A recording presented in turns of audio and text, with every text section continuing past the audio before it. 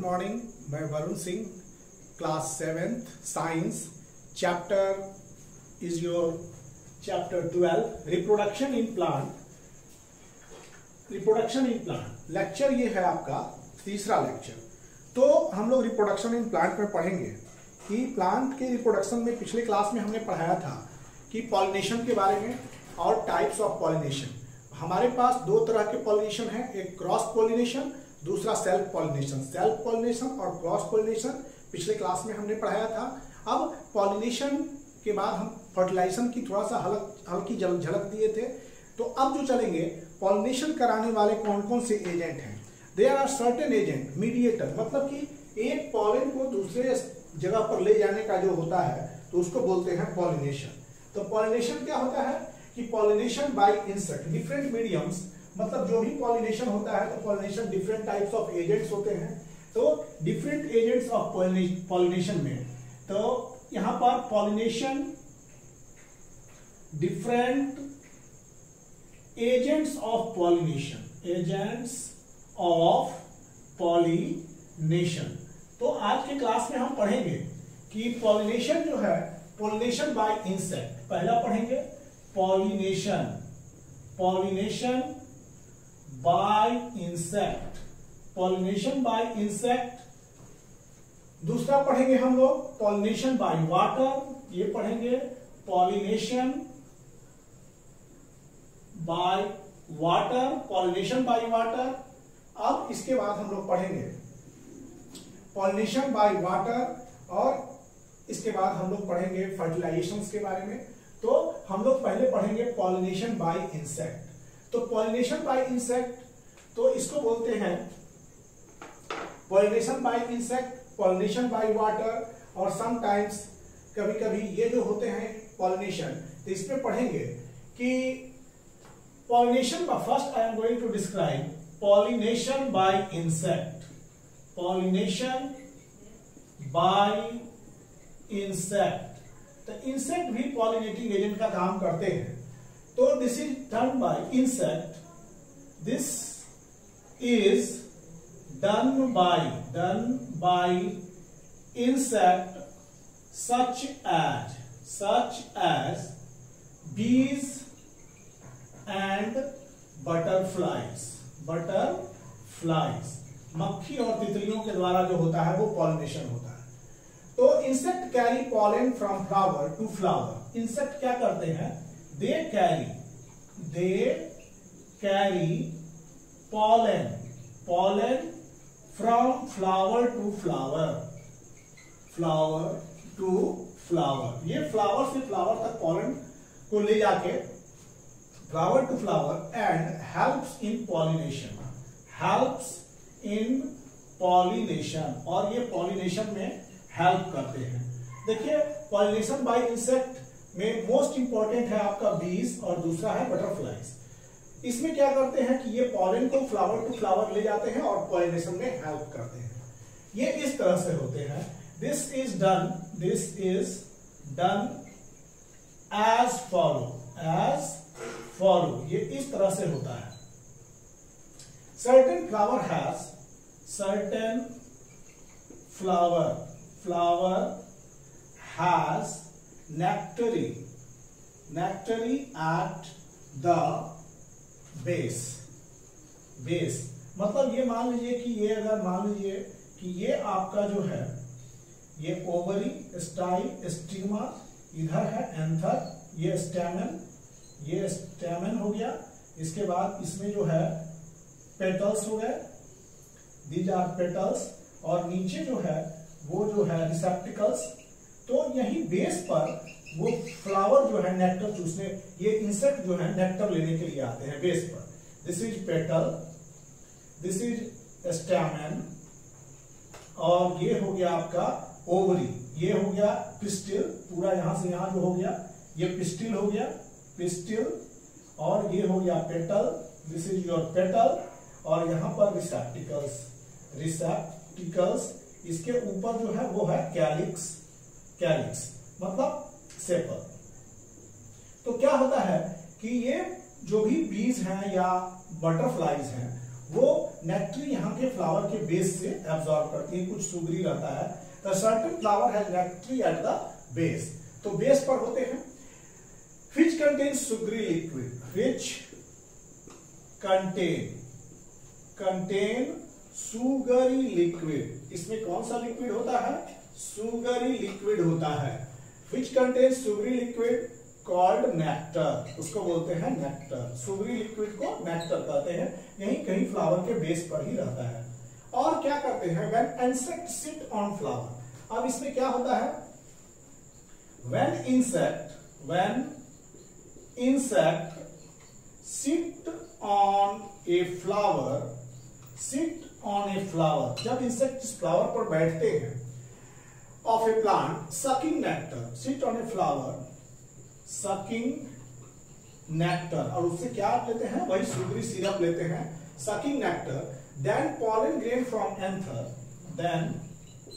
pollen grain from anther of the flower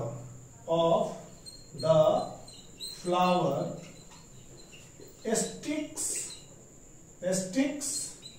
to the body, वो उसके body में जाके चिपक जाता है। pollen grain sticks to the body when insect sits on the another flower, अब क्या होता है? एक फ्लावर पर बैठा तो उसके नेक्टर को ऐसे लेते के समय इसका पॉलन ग्रेन, ये जो एंथर है उसमें पॉलन ग्रेन है, उसका पॉलन ग्रेन उसके बॉडी से चिपक गया, तो वही फ्लावर पर बैठ के जब पॉलन ग्रेन चिपक गया, फिर जो इंसेक्ट है वो दूसरे फ्लावर पर जाता है। तो अब क्या होता है? when insect sits on another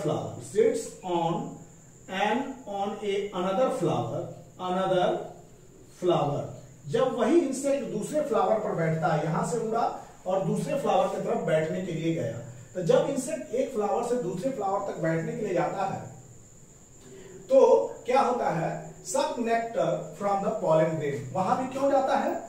these flower they also go to suck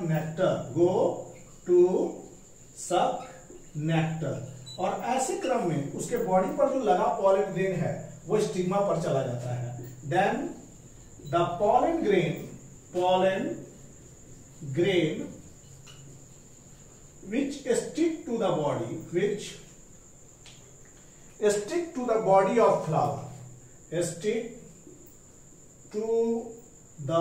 of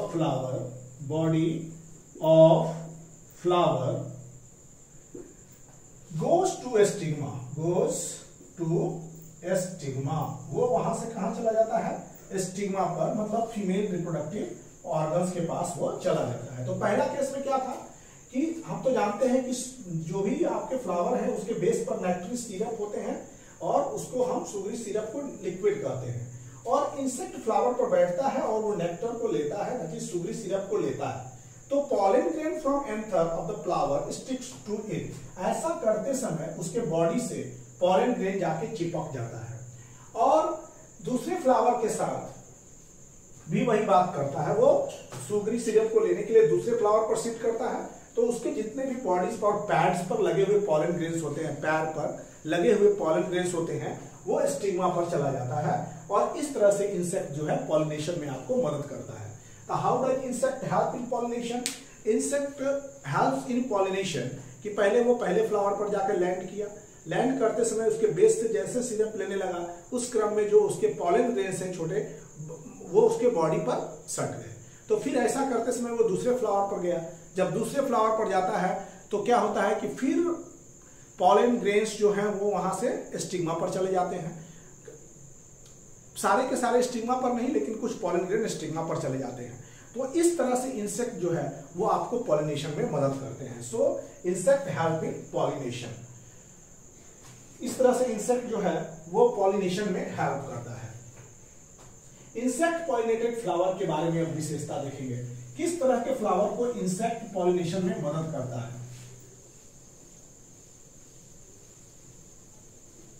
characteristic of insect pollinated flowers. अब हम लोग देखेंगे कि इंसेक्ट पॉलिनेटेड फ्लावर्स की characteristics.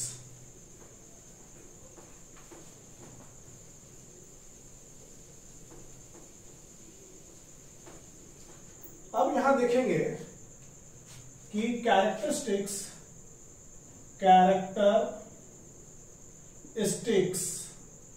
Of insect pollinated flower. Insect pollinated flower की सबसे क्या बड़ी विशेषता है? Insect pollinated flower, insect pollinated flower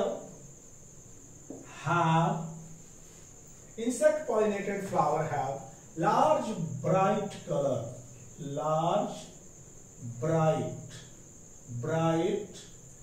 color, उनके पास कलर होनी चाहिए large bright colour, and are scented petal, and must have scented petals, उनके पेटल्स थोड़े सेंटेड होनी चाहिए, scented petals, as well as nectar, उनके पास नेक्टर सुगरी सिरप होनी चाहिए, nectar to attract insect for pollination,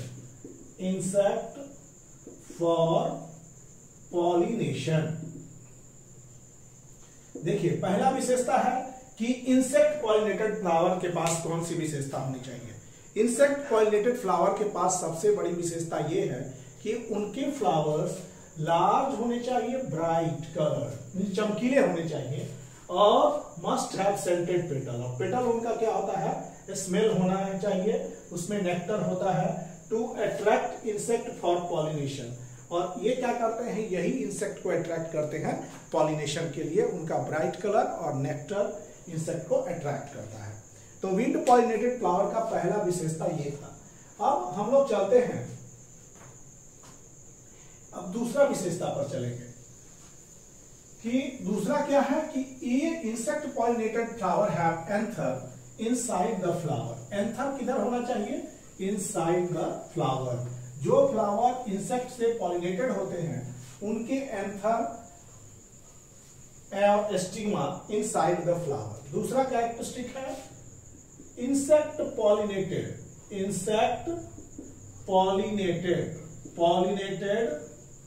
flower must have insect pollinated flower must have anther and stigma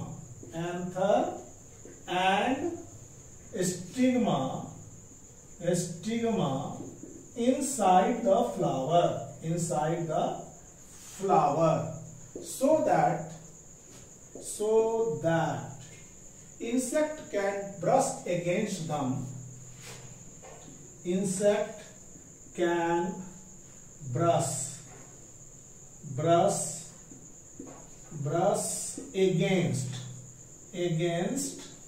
them, so that insect can brush against them when drinking nectar, while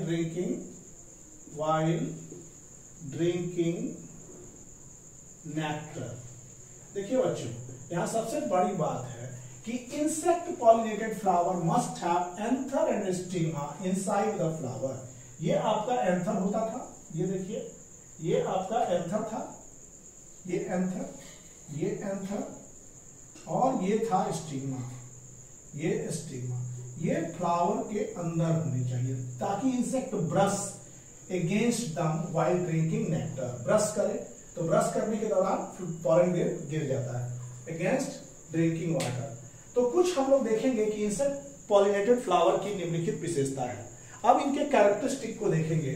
अब characteristic में कुछ flower को देखेंगे जो insect द्वारा pollinated.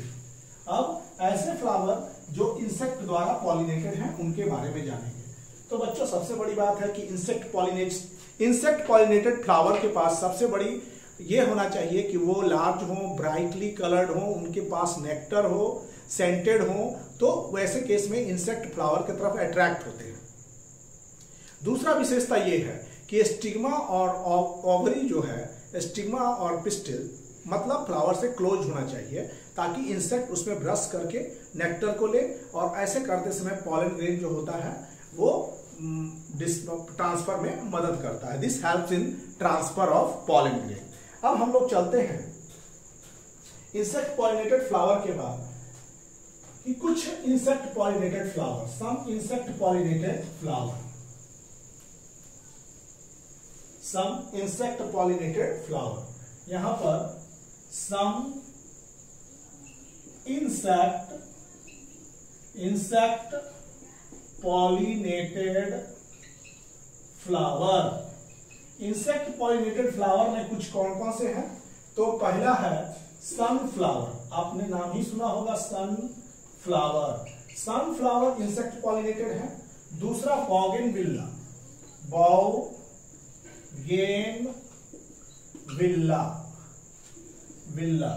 बोगेनविल्ला sunflower. Third है आपका banana. Fourth marigold, jasmine.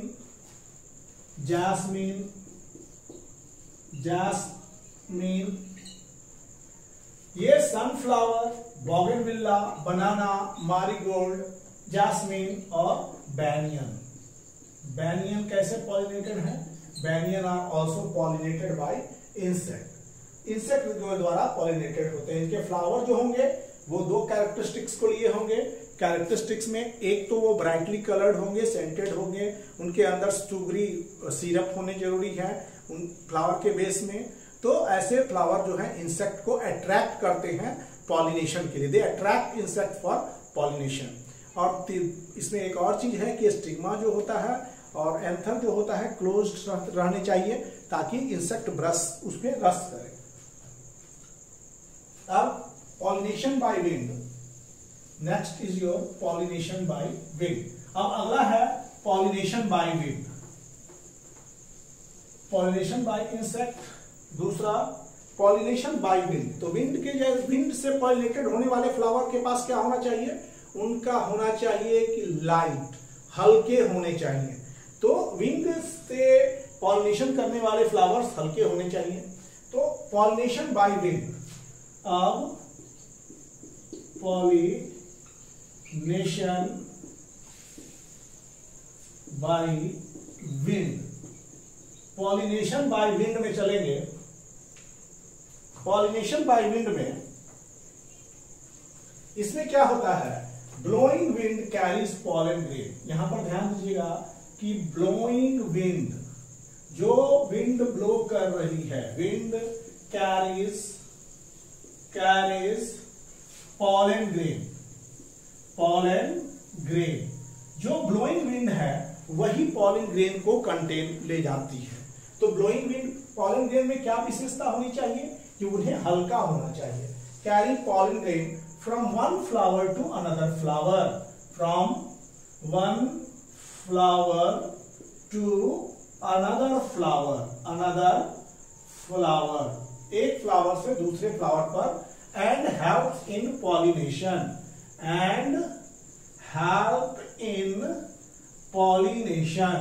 और ये पॉलिनेशन में हेल्प करता है। पॉलिनेशन में क्या करता है? हेल्प करता है।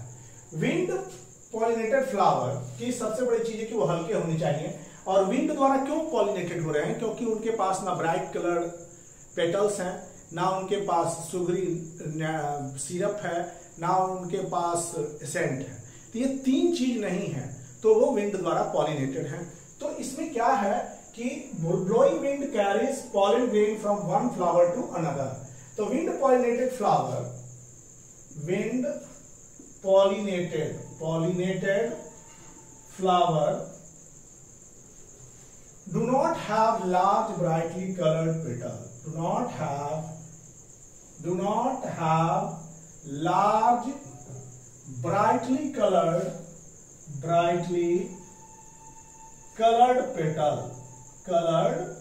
petal, उनके पास ब्राइटली कलर्ड पेटल नहीं है और उनमें सेंट नहीं है उनमें स्मेल नहीं है, एंड और nectar, because they do not have to attract insect. ऐसे क्यों है?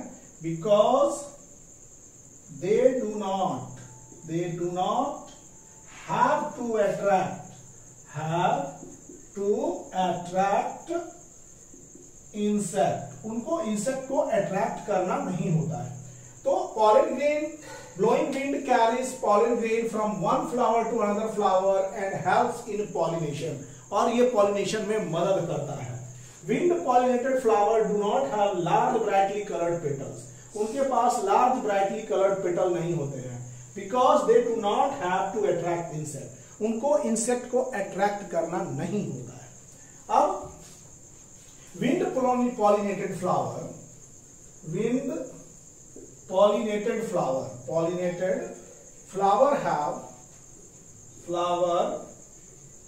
have देखिए बच्चों, विंड पॉलिनेटेड फ्लावर में ये सब विशेषता नहीं है, तो उनके पास कौन सी विशेषता होनी चाहिए? तो विंड पॉलिनेटेड फ्लावर्स हैव, उनकी विशेषता कुछ होनी चाहिए, उनके पास जो एंथर है थोड़ा लटका हुआ होना चाहिए। तो इनके पास जो पॉलन ग्रेन्स है, wind pollinated flower have anther hanging outside the flower. Wind pollinated flower, wind अभी चल रहा है पॉलिनेशन बाय विंड, आपका पॉलिनेशन बाय विंड, यहां पर पॉलिनेशन की बात कर रहे हैं। तो wind pollinated flower have anther, इनके पास एंथर होना चाहिए, anther that hang outside the flower, जो फ्लावर के बाहर क्या होता है? लटका होता है। और wind pollinated flower have also spreading feathery stigma. Wind pollinated flower have spreading feathery stigma. Wind pollinated flower के पास spreading stigmas होनी चाहिए to catch airborne pollen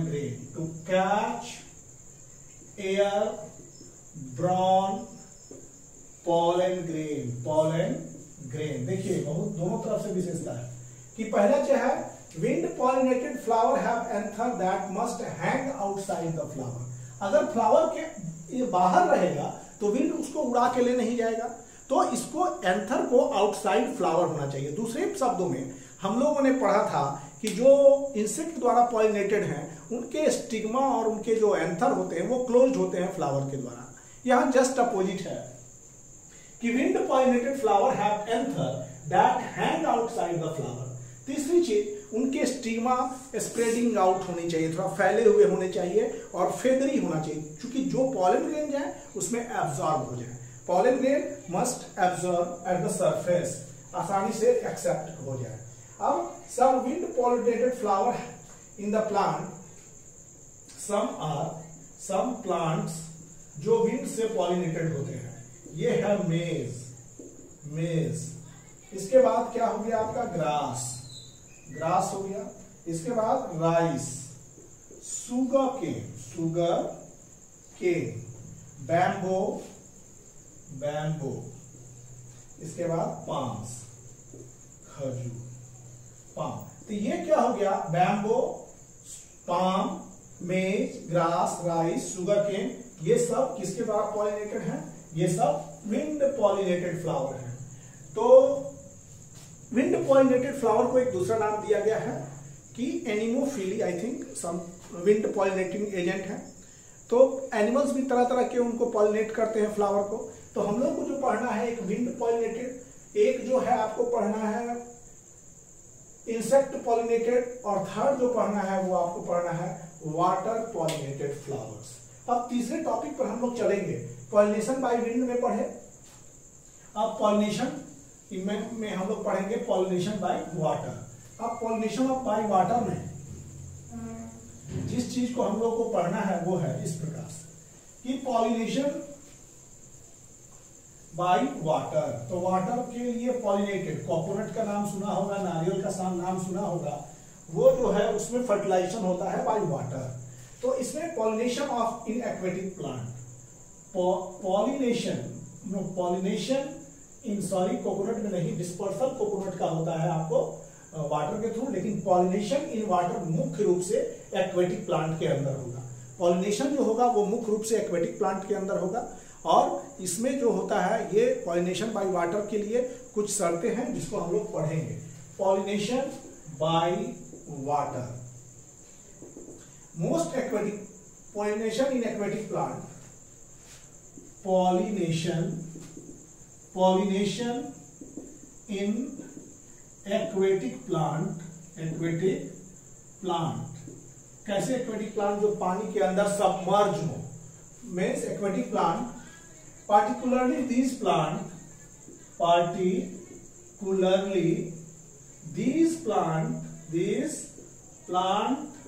are submerged inside water।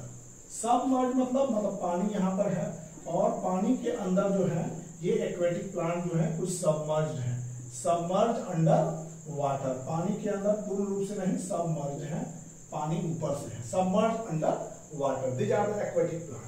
Since pollen grain are light, pollen means ऊपर, चूंकि pollen grain light होते हैं और light होने के कारण ये क्या होते हैं, easily carried by water.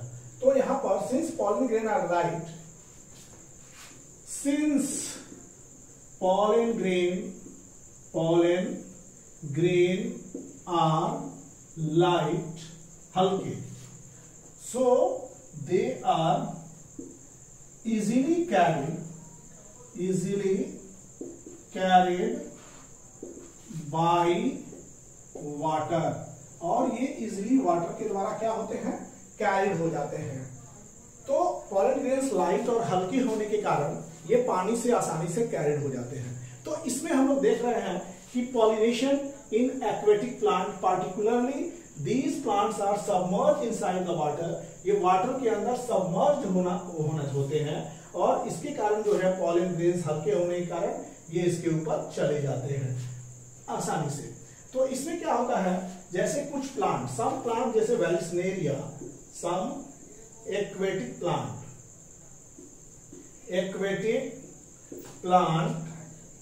such as हम लोग देखेंगे वेलिस्नेरिया,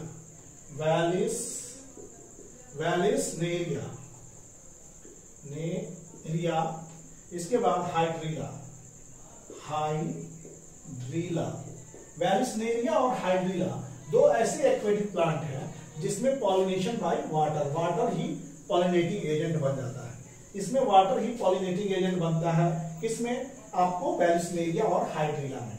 वेलिस्नेरिया और हाइड्रीला में वाटर पॉलिनेटिंग एजेंट का काम करता है। तो हाइड्रीला इज एक्वेटिक प्लांट, आप लोग पढ़े हैं हाइड्रीला एक्वेटिक प्लांट, बहुत सारे एक्सपेरिमेंट इस पर हुआ है, इस प्लांट पर। हाइड्रीला एक्वेटिक प्लांट है, वेलिस्नेरिया एक्वेटिक प्लांट है। हाइड्रीला पर बहुत सारे एक्सपेरिमेंट्स भी आप लोगों ने पढ़ा होगा। हाइड्रीला प्लांट तो एक्वेटिक प्लांट है ये। अब हम लोग पढ़ते हैं fertilisation. Now we are going to discuss about the fertilisation, एक अलग टॉपिक। जब पॉलन ग्रेन पॉलिनेशन हो गया तो पॉलिनेशन के बाद क्या होना है, अब फर्टिलाइजेशन होना है। तो this topic now is fertilisation.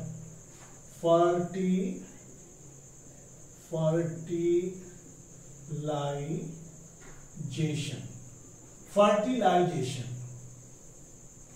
तो इसमें क्या होता है, the process in which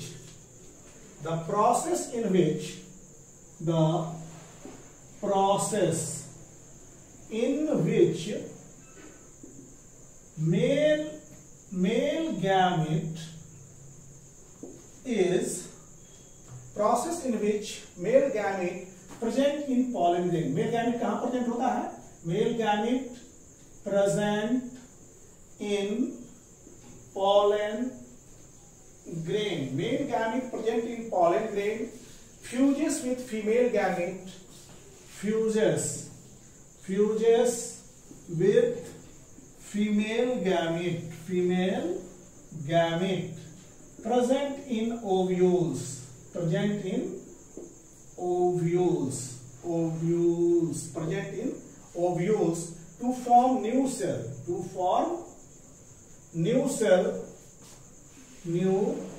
cell called zygote. इसको हम लोग जाइगोट बोलते हैं। इसमें क्या होता है कि male gamete process in which male gamete किसमें होगा? पॉलन ग्रेन में मेल गैमेट होगा, फ्यूज करता है फीमेल गैमेट से, तो फीमेल गैमेट किसमें होगा? ओव्यूल्स में होगा। एक नया सेल बनाता है जिसको जाइगोट कहते हैं। तो fusion of male and female gamete, ये fusion of male and female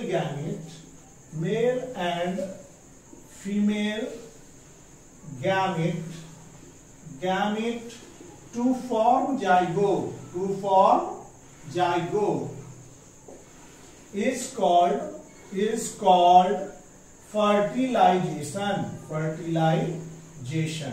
वैसी प्रक्रिया जिसमें मेल और फीमेल गैमेट आपस में ज्वाइन करके, फ्यूज करके, कंबाइन करके एक नए सेल का निर्माण करते हैं जिसको हम लोग जाइगोट कहते हैं। और formation of zygote is fertilisation. कैसे फॉर्मेशन होगा? फ्यूजन ऑफ मेल और फीमेल गैमेट्स से। मेल और फीमेल गैमेट्स जब आपस में जुड़ेंगे तो वहां एक नए सेल का फॉर्मेशन होगा, zygote, and this is called fertilisation. Plant और एनिमल में ऐसे ही होता है, fusion of male and female gamete से आपको जाइगोट बनता है और this process is known as fertilisation. ऐसे प्रोसेस को हम लोग फर्टिलाइजेशन कहते हैं। तो फर्टिलाइजेशन क्या है? Fusion of male and female gamete is called fertilisation. तो बच्चों हम लोगों ने देखा कि fusion of male and female gamete is fertilisation. तो ये था फर्टिलाइजेशन में फर्टिलाइजेशन। तो अब हम लोग चलते हैं फर्टिलाइजेशन के बाद। Fertilisation takes place as follow. अब फर्टिलाइजेशन के तरीके को बताएंगे कि फर्टिलाइजेशन कैसे होता है। तो fertilisation takes place as follow. Fertilisation ऐसे होता है। फर्टिलाइजेशन पहले क्या होता है कि फर्टिलाइजेशन के लिए यहां when pollen grain falls on stigma, first condition में देखिएगा, when pollen grain falls on stigma. जब pollen grain falls on stigma of the pistil, pistil क्या है? Female reproductive part. When pollen grain falls on the stigma of pistil, pollen grain बढ़ना शुरू हो जाता है। The pollen grain grows। pollen grain बढ़ता है, pollen grain grows in a pollen tube grows a pollen tube। ये pollen tube बनाता है, pollen tube। Pollen grain grow करके क्या बनाता है? पॉलन ट्यूब बनाता है। Pollen tube downward grows, pollen tube downward. और ये पॉलन ट्यूब कहां जाता है? डाउनवर्ड जाता है, नीचे जाता है, थ्रू स्टाइल। ये स्टाइल के थ्रू वो नीचे जाता है towards the female gamete in ovary, towards the female gamete in ovules of ovary। ये हो गया।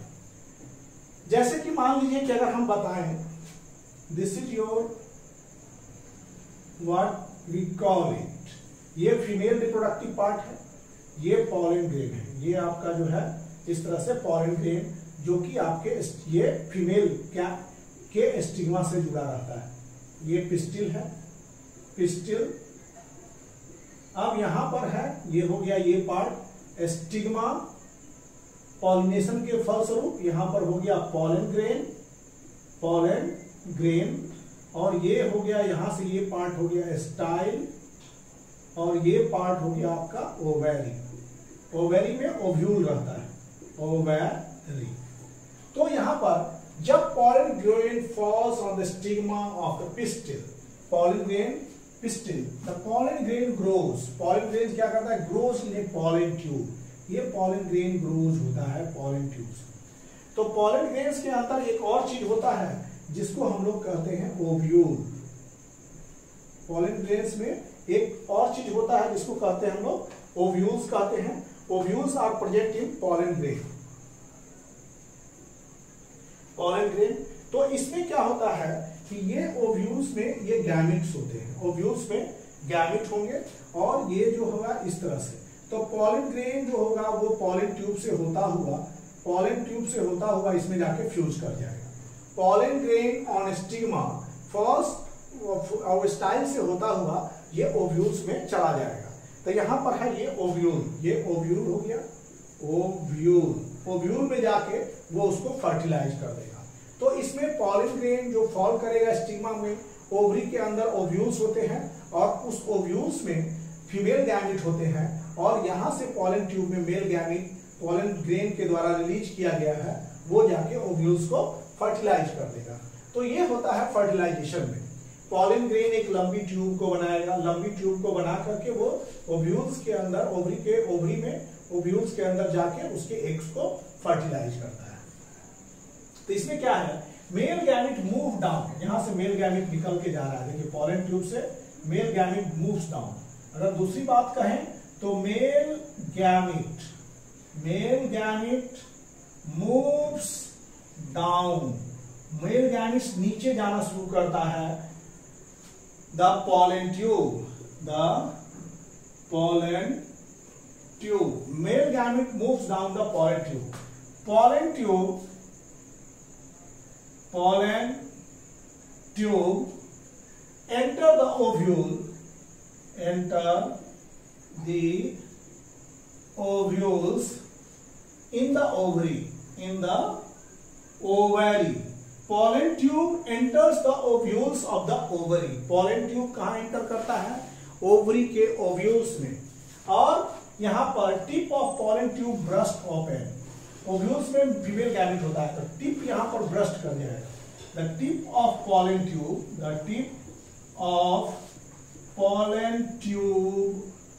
burst open, ये फट जाते हैं, ब्रस्ट कर जाते हैं, burst open, and male gamete come out, ये यहां पर जाके ब्रस्ट कर जाएगा, and male gamete come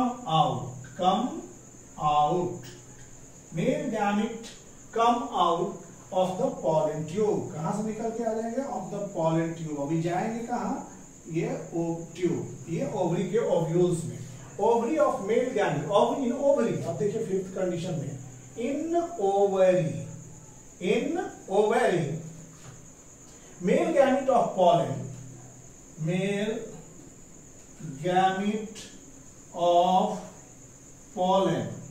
in ovary male gamete of pollen combine with female gamete,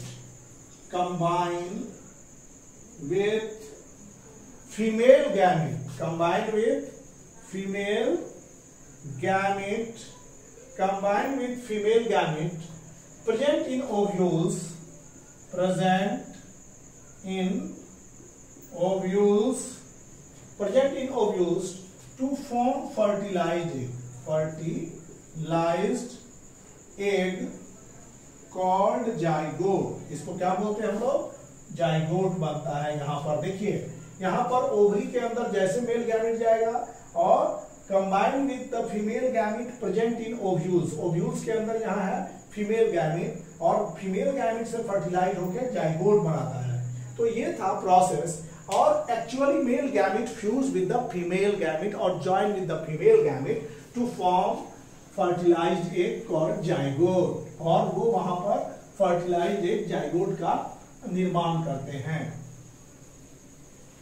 to form fertilised egg called zygote.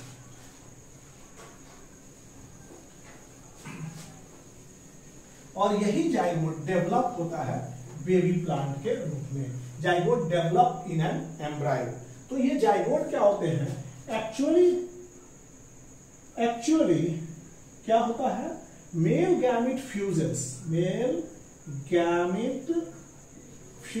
with nucleus of female gamete के nucleus से fuse करता है गैमेट और एक सेल, फीमेल गैमेट और एक cell, और female gamete को दूसरा हम लोग एक सेल भी कहते हैं, an cell to form zygote. वहां पर जाइगोट बनता है। तो मेल गैमेट फीमेल में fuses with nucleus. Male gamete जो होता है वो फीमेल एक सेल के न्यूक्लियस से जाके फ्यूज करके बनाता है फीमेल जाइगोट। तो इसको बोलते हैं हम लोग फर्टिलाइजेशन। तो जाइगोट डेवलप करता है। जाइगोट किस चीज में डेवलप करता है? हम लोग सभी जाइगोट के द्वारा ही डेवलप हुए हैं। Zygote develop into embryo, develop into an embryo. ये जाइगोट एम्ब्रायो के रूप में डेवलप कर जाता है। एम्ब्रायो क्या है? What is embryo? It is that part of seed, it is that part of seed. Seed का यह वह भाग है which develop into new plant, which develop into new plant। ये न्यू प्लांट के रूप में डेवलप कर जाता है। तो यहां कहने का अर्थ है कि जाइगोट डेवलप करता है एम्ब्रायो में। तो एम्ब्रायो क्या है? एम्ब्रायो है कि that part of seed which develop into new plant, जो नए प्लांट में डेवलप कर जाता है। Embryo is a kind of baby plant. You can write embryo is a kind of baby plant. ये एक बेबी प्लांट का प्रकार है। Embryo, male gamete fuses with female gamete to form a zygote. Zygote later on develop into an embryo. Embryo is that part of seeds which develop into full plant, जो new plant में develop कर जाता है। Male gamete निकलता है pollen tube से। Anther के पास, pollen grain के पास मेल गैमेट होता है। पॉलन ट्यूब से जाके निकल के वो ओव्यूल्स में जाके फीमेल गैमेट को फर्टिलाइज कर देता है। फर्टिलाइजेशन के बाद वहां एक जाइगोट बनता है। Actually female gametes you can say egg cell, तो उससे जाके फर्टिलाइज होके वो जाइगोट बनाता है। जाइगोट जो होता है वो later on develop into an embryo, और एम्ब्रायो सीड का वह भाग है जो नए पौधे को जन्म देता है। एम्ब्रायो एक बेबी पौधा है। Embryo means baby plant. अब इसमें हम लोग पढ़ेंगे formation of fruits and. Embryo is a baby plant in dormant state, और डॉर्मेंट स्टेट मतलब inactive state. Embryo is a baby plant in dormant state और inactive state. Embryo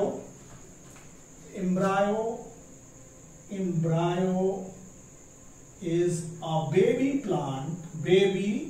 plant in dormant state.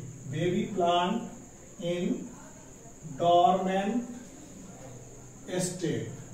Dormant state मतलब inactive state. Inactive state में baby plant किस रूप में है? Inactive state में है। तो embryo is a baby plant in dormant state. Dormant state में ये बेबी प्लांट है। अब डॉर्मेंट मीन्स इनएक्टिव स्टेट। अब हम लोग चलेंगे fertilisation of fruit and seeds. Fertilisation यहां पर fertilisation of fruits and seed। Fertilisation of fruit and seeds. तो अब क्या होता है आफ्टर फर्टिलाइजेशन की कंडीशन क्या होती है? What happens after fertilization? तो आफ्टर फर्टिलाइजेशन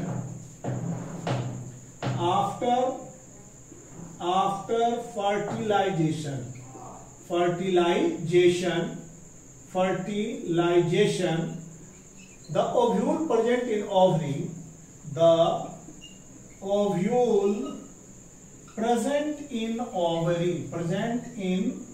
ovary, जो ओव्यूल ओवरी के अंदर प्रेजेंट होता है, ग्रो टू बिकम सीड, ये किस रूप में ग्रो कर जाता है? ये सीड के रूप में ग्रो कर जाता है। Seed contain embryo, the seed contain embryo, seed contain embryo and food for baby plant, food for developing new plant। देखिए फर्टिलाइजेशन में the ovule present in ovary grow to become seed, जब fertilisation होता है तो ovary के अंदर जो ovule होते हैं वो किस रूप में बदल जाते हैं? ग्रो टू बिकम सीड, वो सीड्स में कन्वर्ट कर जाते हैं। Ovary converted to ovule is converted into seeds, ovule जो होता है वो grow to become seeds. Seed contain embryo, seed के अंदर एम्ब्रायो होता है, seed contain embryo and food for developing plant, और उसके अंदर फूड होता है प्लांट के डेवलपिंग के लिए। There is tough protective coating, there is tough protective coating, इसमें क्या होता है? एक टफ प्रोटेक्टिव कोटिंग होता है around the seed, tough protective coating around the seed, tough protective coating around the seed called seed coat। देखिए बहुत important है, सीड के चारों तरफ से एक बाहर से एक टफ प्रोटेक्टिव कोटिंग होता है, इसको बोलते हैं सीड कोट। ये सीड के बाहर से एक बहुत मोटा आवरण टफ प्रोटेक्टिव कोटिंग होता है, उसको बोलते हैं हम लोग सीड कोट्स बोलते हैं। तो सीड कोट ये हुआ। तो seed is a sexual reproductive body of a plant. Seed क्या होता है? A seed is a sexual reproductive body,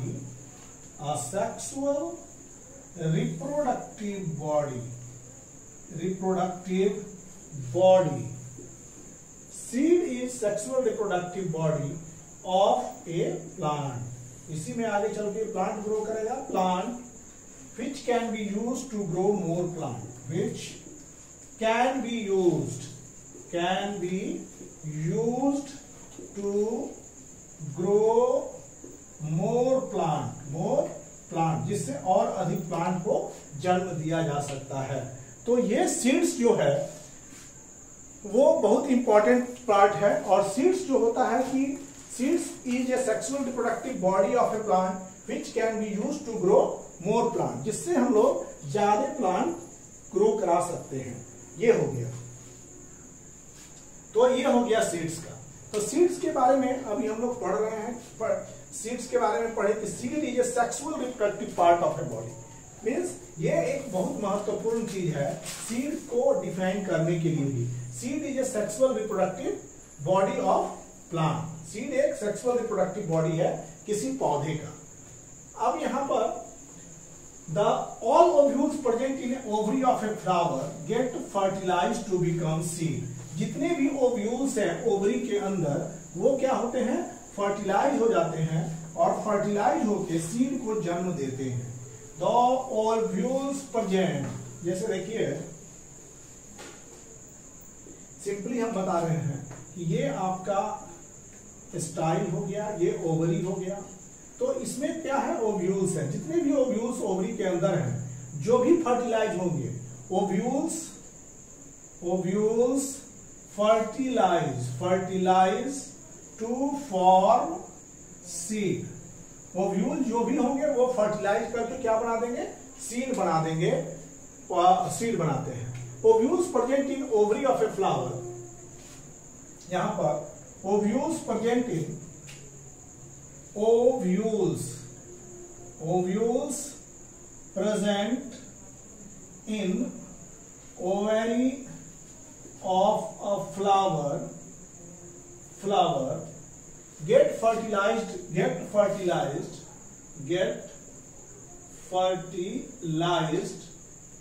by pollen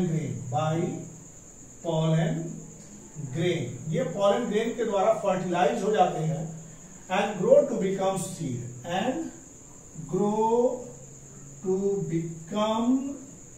seed, और ये क्या ग्रो करते हैं और ये सीड में कन्वर्ट कर जाते हैं। ओवरी के अंदर जितने भी ओव्यूल्स हैं, ओव्यूल्स में फीमेल गैमेट्स होते हैं, वो सब जो हैं पॉलन ग्रेन्स के द्वारा फर्टिलाइज होके सारे के सारे ये सीड्स में बदल जाते हैं और सीड्स में। Thus ovary of a flower may give rise to number of seeds. Thus ovary of a flower give rise to number of seeds. ये क्या होते हैं, ये सेंटेंस देखिए। इसी तरह से जितने भी ओवरीज हैं, ओवरीज के अंदर ओव्यूल्स हैं, सारे के सारे पॉलन ग्रेन्स के द्वारा फर्टिलाइज होके वो सीड का निर्माण कर देते हैं और ये सारे के सारे सीड बन जाते हैं।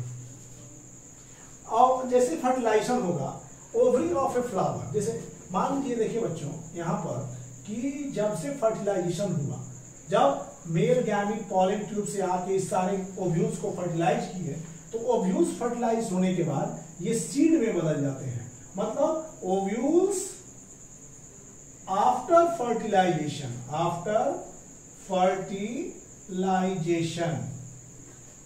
ओवरी के अंदर ओव्यूल होता है, तो ovules after fertilisation turns to fertilisation become seed.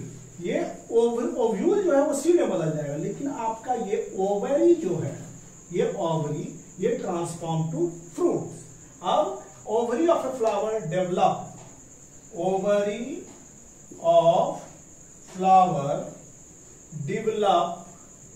Develop to become seeds, fruit. Ovary develop होके क्या हो जाएगा, ओवरी फ्रूट बन जाता है और ओव्यूल्स क्या बन जाते हैं, सीड्स बन जाते हैं। तो ओवरी में जो फर्टिलाइजेशन होता है, तो उस ओवरी के अंदर जो ओव्यूल्स होता है वो सीड्स में कन्वर्ट कर जाएगा, लेकिन ओवरी खुद में फ्रूट में बदल जाता है। तो फ्रूट क्या है, एक फ्रूट जो अभी जो भी फ्रूट्स हम लेते हैं वो राइपेंड ओवरी है। फ्रूट क्या है, राइपेंड, पका हुआ ovary. What is fruit, ripened ovary. तो fruit is ripened ovary. Fruit के बारे में हम लोग क्या कहेंगे, fruits are ripened ovary. Fruits are ripened ovary. ये एक ओवरी है जो पकी हुई ओवरी है। अब इसमें अनदर पार्ट ऑफ फ्लावर, जैसे कि फ्लावर का जो फ्लोरल पार्ट्स है, जो हो गया कैलिक्स, इसके चारों तरफ कैलिक्स है, ये हो गया पेटल, ये हो गया सेपल, ये हो गया रिसेप्टिकल्स, यहाँ पर जो हो गया ये एंथर है, और ये जो है ओवरी है, ओवरी। तो जितने भी पार्ट्स है, जब ओवरी फ्रूट में बदल रहा होता है, जब ओवरी फ्रूट बनेगा तो ये सब पार्ट सेट ऑफ हो जाएंगे, सब बाहर निकल जाएंगे। तो इसमें क्या है कि आप other parts of flower dry and falls off. Other parts of flower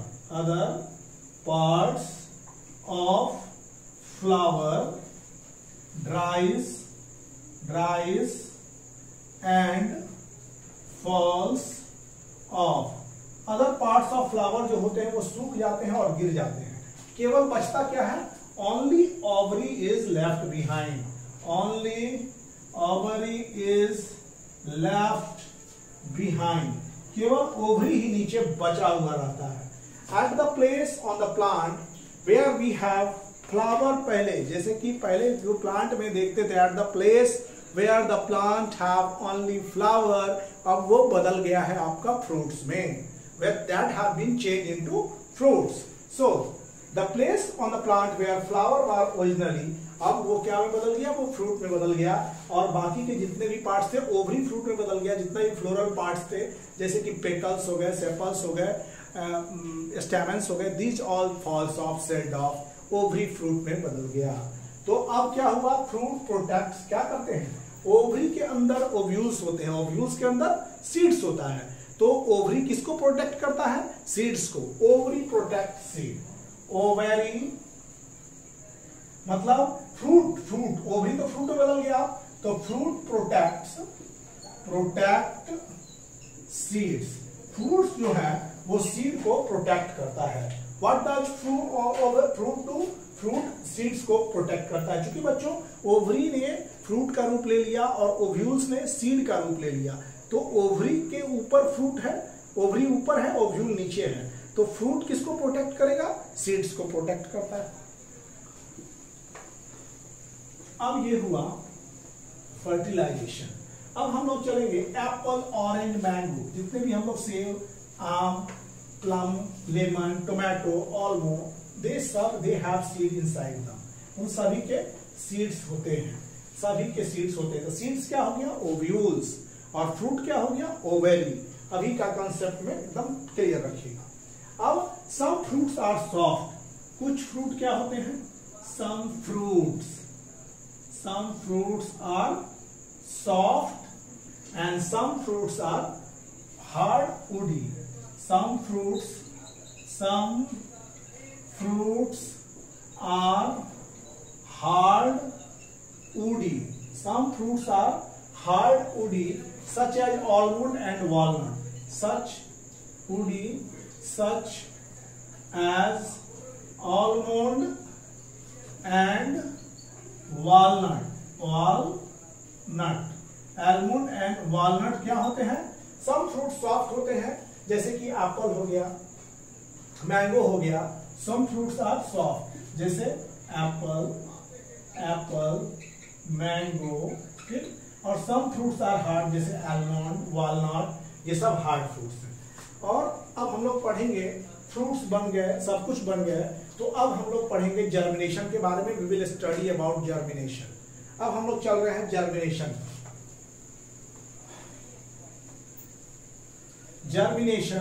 germination के प्रोसेस में हम चल रहे हैं। जर्मिनेशन क्या है? We are just moving towards germination.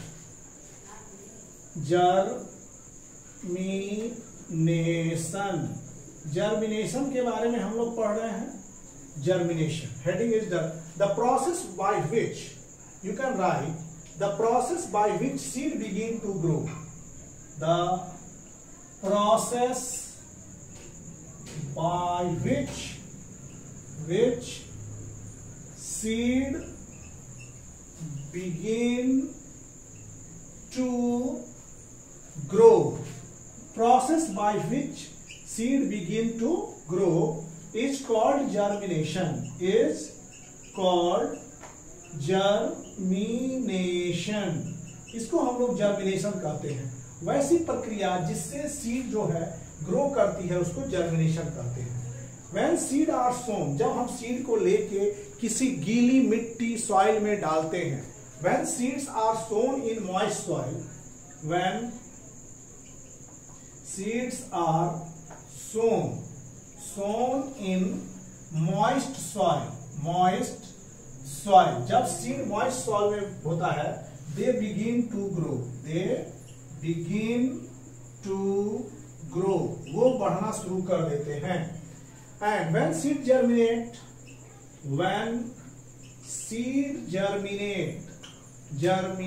जब ये सीड जर्मिनेट होते हैं, सीड कोट जो होता है फट जाता है। Seed coat splits. ये सीड कोट क्या होते हैं? स्प्लिट। एक टीनी रूट ग्रोज डाउन, जैसे कि ये सीड हुआ, सीड कोट था, यहां पर जैसे इसको मिट्टी में डाले हमने, तो सीड कोट फट गया। सीड कोट फट गया, एक टीनी रूट निकल, यहां से एक टीनी रूट ऐसे नीचे की तरफ चला और यहां से एक शूट पार्ट उसको ऊपर से चला। तो ये होता है जर्मिनेशन में। तो जर्मिनेशन में क्या होता है? When seed germinate, seed coat split, a tiny root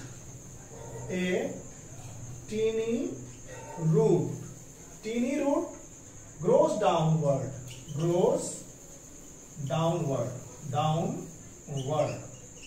ये जो होता है, सीड को जर्मिनेशन के लिए डाले हैं, देखिए यहां पर से एक टीनी रूट निकलना शुरू हो गया और शूट जो होता है अपवर्ड की तरफ जाता है। And shoot moves, naturally moves upward, shoot moves upward, shoot सीधे ऊपर की ओर जाना शुरू कर देता है।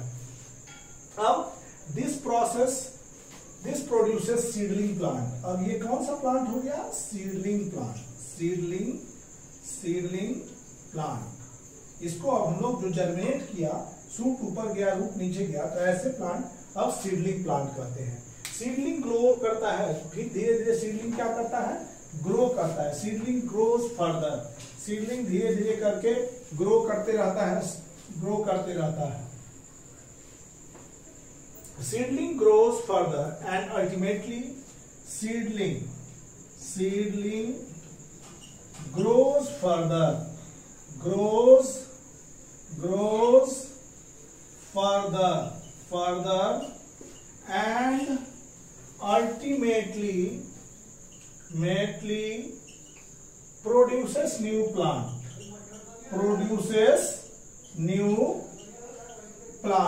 प्रोड्यूस करता है न्यू प्लांट को, and after certain period the plant bear flower. इससे क्या होता है कि seedling grows further and ultimately produce new plant, and after certain period plant bear flower. After certain period they beer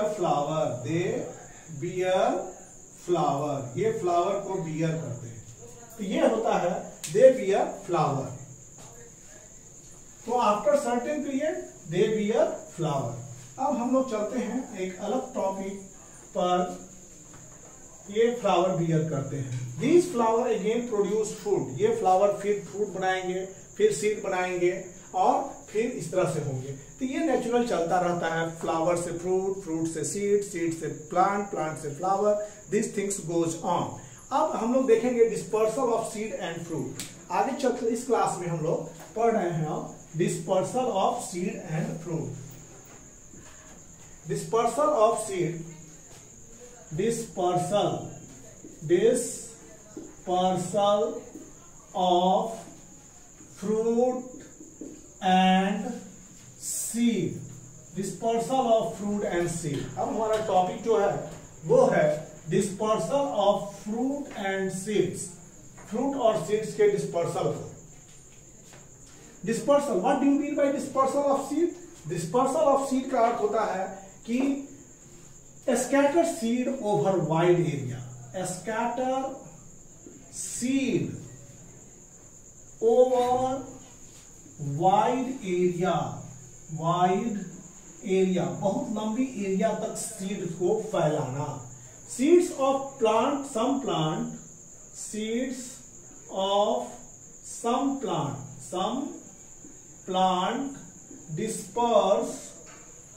disperse as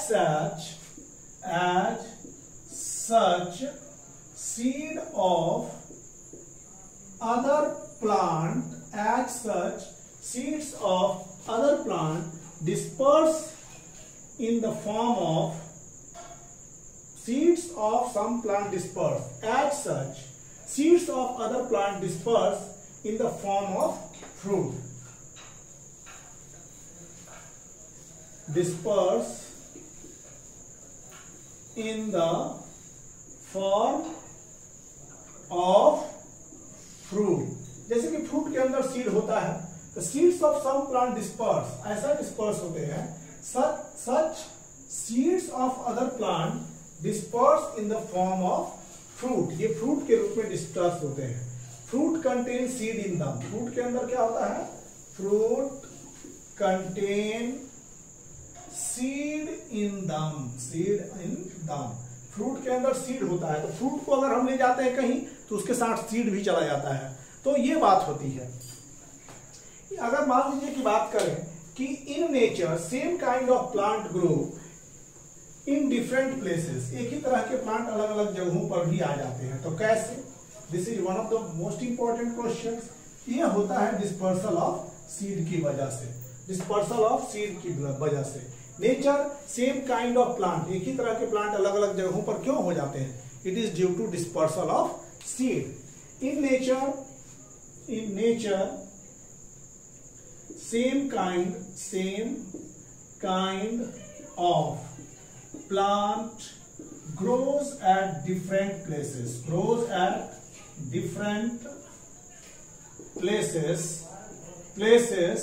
due to dispersal of seed के dispersal के कारण ऐसा हो पाता है। और same kind of plant are found in different places because seed get disperse. Seed क्या होते हैं, डिस्पर्स हो जाते हैं, इसके कारण एक जगह से दूसरी जगह जाते हैं। तो कैसे जाते हैं, अब मीडियम्स, अब उनको ले जाने वाले कारक कौन कौन से हैं इसके बारे में हम लोग पढ़ेंगे। How seed goes disperse from one place to another. तो इसमें हम लोग पढ़ेंगे पहला dispersal of seed and fruit में सेम काइंड ऑफ प्लांट जो होते हैं नेचुरल एजेंट के द्वारा एक जगह से दूसरी जगह सीड्स के माध्यम से, फ्रूट्स के माध्यम से चले जाते हैं, डिस्पर्स हो जाते हैं। तो सीड डिस्पर्सल एक बेनिफिशियल होता है। Seed dispersal is very beneficial. Seed dispersal बहुत ही बेनिफिशियल है। क्यों कि seed dispersal prevent over crowding of plant. जैसे कि मान लीजिए कि एक ही सीड, जो सीड है सब एक ही जगह पर गिर जाता है तो प्लांट ओवर क्राउड हो जाएंगे, और ओवर क्राउड हो जाएंगे तो उनके बीच कंपटीशन बढ़ जाएगा। तो सीड डिस्पर्सल क्या करता है, सीड डिस्पर्सल इज बेनिफिशियल। पहला, seed dispersal prevent over crowding of plant. It prevent over crowding of plant. ये प्लांट के ओवर क्राउडिंग को रोकता है। Prevent competition for water light. It prevent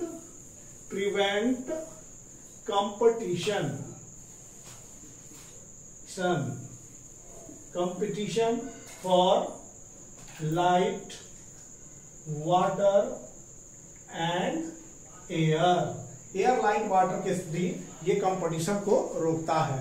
और dispersal help plant to grow new places under, बहुत ज्यादा distribution कर देता है। इट क्या करता है, help plant to grow in new place, help plant to grow in new places,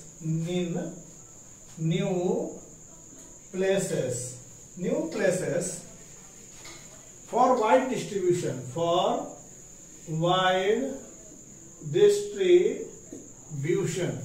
wide distribution के लिए मतलब कि बहुत लंबा दूर तक उनका प्रसार हो जाता है, फॉर वाइड डिस्ट्रीब्यूशन। पहला, सीड डिस्पर्सल क्यों बेनिफिशियल है, फिर आपको डिस्कस कर दें कि सीड डिस्पर्सल इसलिए बेनिफिशियल है कि एक ही जगह अगर सारा सीड जम जाता है तो वहां ओवर क्राउडिंग हो जाएगा। अब क्या होगा ओवर क्राउडिंग के बारे में, ये प्रिवेंट करता है, सीड डिस्पर्सल प्रिवेंट करता है कंपटीशन फॉर लाइट। एक ही जगह पौधा होंगे तो कोई बड़ा कोई छोटा, कोई बड़ा कोई छोटा, उसमें लाइट का जो है एक को मिलेगा एक को नहीं मिल पाएगा, तो ये कंपटीशन को भी कम करता है। तीसरा कि प्लांट को वाइड एरिया में अपने आप को प्रसार करने का मौका मिल जाता है और हम लोग बेनिफिटेड हो जाते हैं।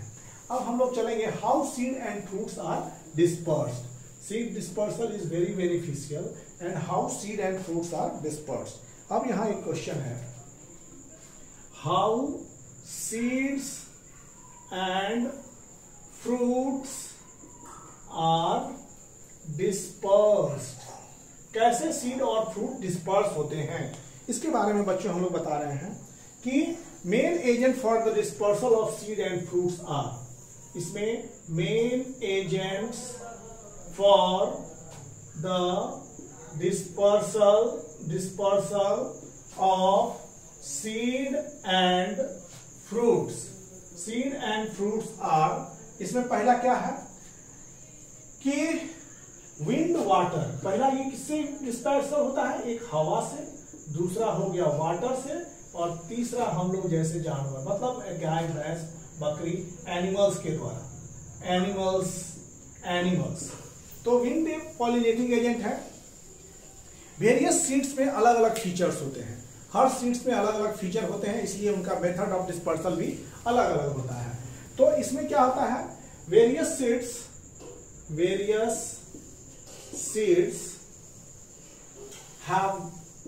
have various feature इनमें क्या होता है, अलग अलग फीचर्स होते हैं। अगर मान लीजिए जो सीड विंड के द्वारा डिस्पर्स होते हैं वो थोड़े हल्के होंगे, फेदरी होंगे, उनमें थोड़ी विंग होगी। मतलब कि dispersal of seeds and fruit जो होते हैं कैरिड अवे इजीली, आसानी से पानी के द्वारा, वाटर के द्वारा, एनिमल के द्वारा कैरिज हो जाए। तो इसमें क्या होता है, various method so that they can be easily transported to various part. तो पहले हम लोग पढ़ेंगे आज के क्लास में कि dispersal of seed and fruits by wind, मतलब हवा के द्वारा, एनिमोफिली, एनिमल्स के द्वारा, बैट्स के द्वारा होता है चिट्रोफिली, वाटर के द्वारा हाइड्रोफिली। अब यहां पर dispersal of seed by wind. तो यहां पर wind disperse only seed and fruit having wing. Wind किसको डिस्पर्स करता है, only fruits and seeds. Wind can only disperse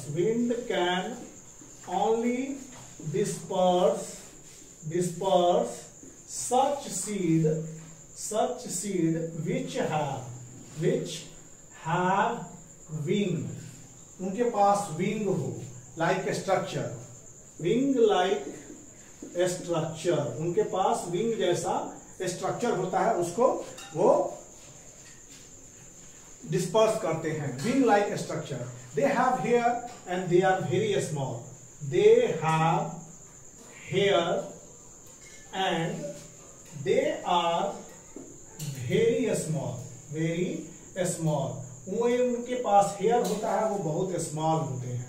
seeds, जैसे कि आप सहजन के पौधे को देखेंगे, drumstick plant, seeds of drumstick plants are dispersed by wind। ये विंड के द्वारा होते हैं, फार अवे प्लेस तक जाते हैं। अब जो है हम लोग पढ़ेंगे कि dispersal of seeds by wind को। अब हम लोग पढ़ेंगे dispersal of seed. Drum stick के पास कैसा सीड होगा, विंग्ड सीड। ड्रम स्टिक मतलब सहजन। Drum stick have wing seed. Drum stick have winged seed। उनके पास जो होता है winged seed होता है। Seeds of maple plant also। Seeds of maple plant also disperse by wind। तो आपको दो प्लांट जो विंड के द्वारा डिस्पर्स होते हैं, दो सीड्स जो विंड के द्वारा डिस्पर्स होते हैं। तो seeds disperse by wind, seeds disperse by wind are drum stick and maple. Drum stick और मैपल के जो सीड्स होते हैं वो इसी के द्वारा होते हैं। Seeds of and mother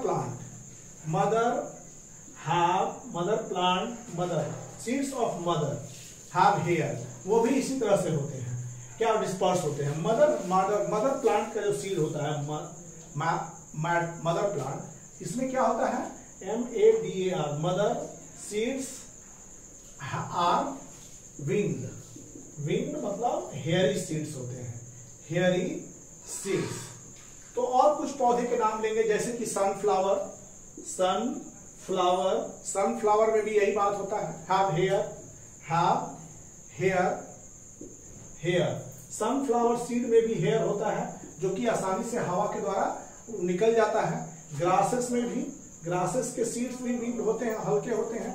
begonia के भी वही हाल है, बिगोनिया इसमें भी होता है small and light seed. Grass और बिगोनिया का सीड होता है स्मॉल एंड लाइट। ये स्मॉल एंड लाइट होते हैं, इजीली ब्लोन बाय एयर। ये क्या होते हैं, इजीली ब्लोन बाय एयर। ये हवा के द्वारा आसानी से उड़ जाते हैं, इजीली ब्लोन बाय एयर। तो यहाँ पर मदर के सीड्स विंग होते हैं, हेयरी होते हैं। अब हेयरी होते हैं, इसमें विंग सीड होता है ड्रम स्टिक्स में, और आपको ड्रम स्टिक्स में और मैपल में विंग सीड होता है, और मदर के सीड्स हेयरी होते हैं और हेयरी होते हैं। तो ये चीज इनमें होता है, मदर के सीड्स हेयरी होते हैं। फ्रूट्स ऑफ सनफ्लावर भी आसानी से हैव हेयर होते हैं। फ्रूट्स ऑफ सनफ्लावर, यहां पर fruits of sunflower have hair, इसमें, और वो भी आसानी से डिस्पर्स हो जाते हैं। अब हम लोग देखेंगे dispersal of seed and fruit by water. अब हम लोग पढ़ेंगे dispersal of seeds and fruit by water. बच्चों, we are going to study dispersal of seeds and fruit by water. dispersal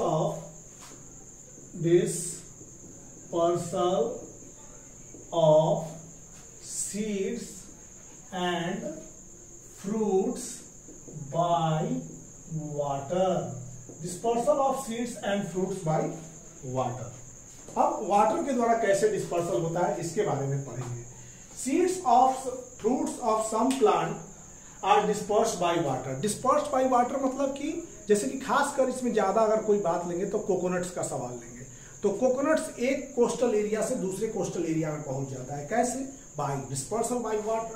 तो इसमें seeds and fruits which are dispersed by water, seeds and fruits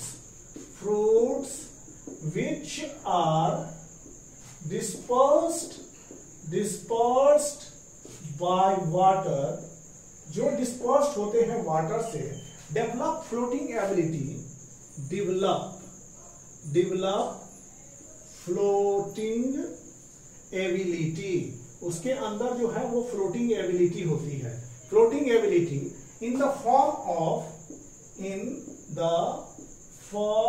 of fibrous outer coat. देखिए नारियल में क्या होता है, उसका फाइब्रस आउटर कोट होता है। तो इसके कारण जो कोस्टल एरिया में नारियल बनता है, नारियल का गिरता है, तो उनके फाइब्रस कोटिंग के कारण समुद्र के पानी द्वारा एक स्थान पर दूसरे स्थान पर तक आसानी से चला जाता है। हजारों किलोमीटर दूर चला जाता है, सैकड़ों किलोमीटर दूर, उनके फाइब्रस आउटर कोटिंग के कारण। अब इसमें seeds of water lily plants, seeds of water lily plant, seeds of water lily plant and coconut plant, ये क्या होते हैं? प्लांट, ये दोनों प्लांट डिस्पर्स्ड बाय वाटर, ये आसानी से वाटर के द्वारा क्या होते हैं? डिस्पर्स हो जाते हैं। अब जो है हम लोग पढ़ेंगे seeds of water lily plant have spongy outer coat. अगर वाटर लिली की पौधा की बात करें तो उसके पास स्पॉन्जी आउटर कोट होते हैं। Seeds of water lily plant have spongy outer coats. देखिएगा, seeds of water lily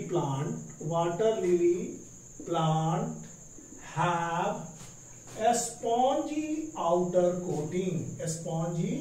outer coating. Spongy outer coating होने के कारण क्या होता है? ये हल्के हो जाते हैं। स्पॉन्जी हो जाता है तो ये वाटर लिली के पौधे क्या हो जाते हैं? हल्के हो जाते हैं और फ्लोट करते हैं आसानी से वाटर में, सो that they can easily float into water along with water and move to other place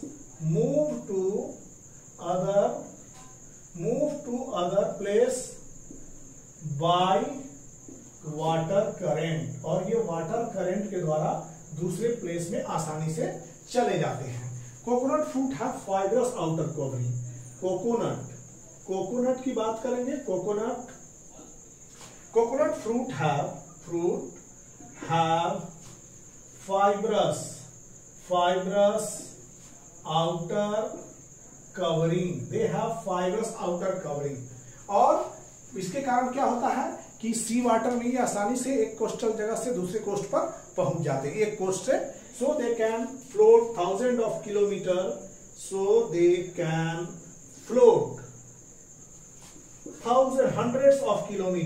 hundreds of kilometers from one coast to another, from one coast to other। ये आसानी से एक कोस्ट से दूसरे कोस्ट तक चले जाते हैं बाई सी करंट के द्वारा। अब है डिस्पर्सल। सो कोकोनट फ्रूट जो होते हैं सभी कोस्टल एरियाज पर ग्रो करते हैं। सो जितने भी कोकोनट फ्रूट्स हैं सब कोस्टल एरियाज पर क्या करते हैं, ग्रो करते हैं। अब dispersal of fruits, dispersal of seed by, dispersal of seed, देखिए dispersal of seed by animals, dispersal of seed by animals. अब देखिए dispersal of seed and fruit by water हो गया, अब बाई एनिमल्स। अब यहां पर एनिमल्स के द्वारा हम लोग देखेंगे। तो सम फ्रूट के पास कुछ डेवलप हुक हो जाते हैं, जैसे कुछ फ्रूट्स जो होते हैं इस तरह के होंगे और उनके चारों तरफ ये कांटा हुक जैसा लगा रहेगा, ये कांटा थॉर्न आ जाते हैं और जो कि बॉडी एनिमल के बॉडी पर अटैच हो जाते हैं। Some fruits have develop hook on their surface, these can attach easily to animal body and move to other place as animal move। जैसे एनिमल मूव करता है, ये क्या होते हैं, एक स्थान से दूसरे स्थान पर चले जाते हैं। सेवरल 100 किलोमीटर, 100 किलोमीटर, जहां जहां एनिमल जाएंगे वहां पर ये चला जाएगा। अब हम लोग पढ़ेंगे एग्जाम्पल, ऐसे कौन से फ्रूट्स होते हैं, ज़ैंथियम। इसका हम लोग भी स्कूल में कभी कभी कांटा का खेल होता था तो बॉडी में चिपका दिया जाता था, ज़ैंथियम। अब इसमें क्या हो गया, अर्निया। ये दो फ्रूट्स जो होते हैं इसमें हुक मैकेनिज्म है and covered with numerous hook. These fruits are covered with numerous hook। इनमें numerous hook होता है। तो ये जो होता है कि some fruits have developed hook on their surface, और ये आसानी से एनिमल के बॉडी पर चले जाते हैं और अब एनिमल जहां जहां जाता है उसके साथ ये चले जाते हैं और डिस्पर्सल में मदद करते हैं ये हुक्स। अब आज का जो है ये हम लोग लास्ट टॉपिक पढ़ेंगे, लास्ट डिस्पर्सल मेथड, वो है dispersal by explosive mechanism. Dispersal by explosive mechanism, dispersal by explosive mechanism, ये लास्ट डिस्पर्सल है, डिस्पर्सल बाय एक्सप्लोसिव मैकेनिज्म। इसमें क्या करेंगे कि यहां पर सम फ्रूट्स राइपन, कुछ फ्रूट जो होते हैं वो ripen and strain is develop. जब वो पकते हैं तो उनके अंदर स्ट्रेन उत्पन्न हो जाता है, तनाव उत्पन्न हो जाता है, स्ट्रेन इज डेवलप। उसमें क्या हो जाते हैं, स्ट्रेन डेवलप हो जाते हैं। And the wall strain develop until their wall is burst, जब तक उनके दीवार ब्रस्ट नहीं कर जाते हैं, इनटू टू हाफ, और स्प्लिट इनटू टू हाफ्स, दो हाफ्स में ये बट नहीं जाते हैं। और seeds are thrown away from by the plants, the seeds are thrown away, और वहां से सीड्स क्या होते हैं, बहुत दूर चल जाते हैं, विथ ग्रेट फोर्स, बहुत फोर्स के साथ, ग्रेट फोर्स। ये भी एक बहुत बड़ा डिस्पर्सल का मेथड है। Some seeds are dispersed and their fruit burst sudden jerk. कभी कभी कुछ सीड ऐसे डिस्पर्स होते हैं कि फ्रूट एकदम अचानक उन पर झटका लगा और फट गए। सम सीड्स आर डिस्पर्स्ड, इसमें देखिए some seeds disperse when their fruit burst, जब इसके फ्रूट क्या होते हैं, ब्रस्ट होते हैं। एग्जाम्पल में ऐसे फ्रूट्स के ये हो गए कास्टर और दूसरा हो गया बाल्सम। कास्टर और बाल्सम दोनों ऐसे सीड्स हैं जो फ्रूट्स हैं, ये फ्रूट्स हैं जो एक्सप्लोसिव मैकेनिज्म से ब्रस्ट करते हैं। कास्टर एंड बाल्सम, नोटिस कीजिएगा, कास्टर एंड बाल्सम ऐसे फ्रूट्स हैं जो एक्सप्लोसिव मेथड से वो ब्रस्ट करते हैं। Ripe fruit castor burst suddenly and jerk scatter the seed. Ripe fruit of castor burst suddenly and with a jerk, किसके साथ? with a jerk, एक झटके के साथ, jerk and scatter the seed, and scatter कर देते हैं seed को, scatter the seed far away from parent plant, far away from parent plant से दूर लेके चले जाते हैं, far away from parent plant. देखिए, कास्टर और बाल्सम के फ्रूट जो होते हैं, जो राइप होते हैं, वो अचानक ब्रस्ट करते हैं, ब्रस्ट करके उनके सीड्स जो होते हैं अपने पेरेंट से काफी दूर चले जाते हैं।